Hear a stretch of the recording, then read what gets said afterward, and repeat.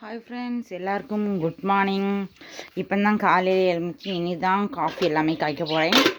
இதெல்லாம் நேற்று கேக்கு, நேற்று நான் வீட்டில் செய்த கேக்கு எல்லாமே இனி தான் க்ளீன் பண்ணணுங்க. பாருங்கள், அடுப்புக்கிட்ட எல்லாம் எப்படி கேவலமாக கிடக்குன்னு. நேற்று நைட்டு தோசை சுட்டது அதெல்லாமே அப்படியே இருக்குது. இனி தான் ஒன்று ஒன்றா க்ளீன் பண்ணணும்.